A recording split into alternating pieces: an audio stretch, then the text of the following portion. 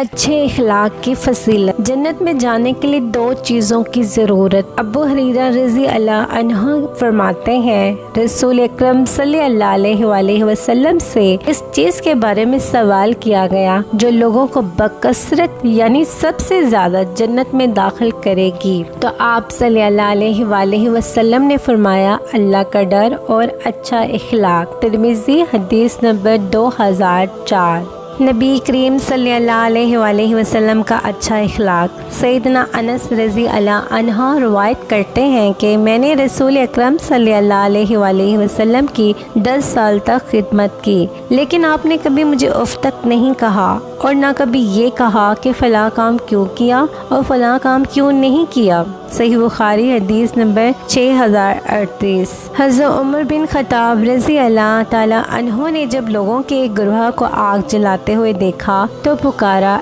ए नूर वालों, और ये नहीं कहा ए आग वालों, इस एहसास से कि कहीं ये अल्फाज उनके एहसासात मजरूह ना कर दें। हज़रत इमाम हसन अलैहिस्सलाम और हज़रत इमाम हुसैन अलैहिस्सलाम ने एक बार एक बुजुर्ग को गलत तरीके से वज़ू करते हुए देखा तो उससे कहा, हम चाहते हैं कि आप हमारे दरमियान फैसला करें कि हम में से कौन अच्छी तरह से वज़ू नहीं करता। जब उन बुजुर्ग ने हज़रत हसनैन अलैहिस्सलाम को वज़ू फरमाते देखा तो हंस पड़े और बोले, वो मैं हूँ जो अच्छी तरह से वज़ू नहीं करता। अपने अल्फाज का इंतखाब बहुत एहतियात से करें और ये सोच कर करें कि ये सब करके आपको भी बहुत ज़्यादा खुशी महसूस होगी। जिंदगी एक लव्वा लहजे का नाम है, ऐबों और खामियों की जुस्तजू नहीं, मोहब्बत भरे अल्फाज, दुआ और मालजा है। जो कुछ आपके मुंह से निकलता है उसी से पता चलता है कि आपके दिल में क्या है। अल्लाह ताला हमारे दिल व दिमाग को दूसरों का एहसास नसीब फरमाए, आमीन। अमाल नामे में जिस चीज़ का वजन भारी होगा वो आपके अच्छे इखलाक होंगे। अपने इखलाक को अच्छा बनाएं, यही सब अमाल आप लोगों के क़यामत वाले दिन काम आएंगे इंशाल्लाह। अच्छे इखलाक से तहज्जुद और रोज़ों का सवाब। सैयदा आयशा रज़ी अल्लाह अन्हा फरमाती हैं कि मैंने रसूल अकरम सल्लल्लाहु अलैहि वसल्लम को ये फरमाते हुए सुना, यकीनन मोमिन अपने आला इखलाक व आदात से रोज़ादार और तहज्जुद गुजार का दर्जा हासिल कर लेता है।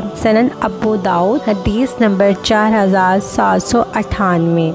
अगर आप ये चाहते हैं कि लोग आपको हमेशा अच्छे अल्फाज से याद रखें तो आप अपने किरदार, अपने इखलाक को बेहतरीन और खुद को मुखलिस इंसान बनाएं। अच्छी आदत और अच्छे इखलाक अपना कर आपकी दुनिया और आखिरत दोनों संवर जाएगी इंशाअल्लाह।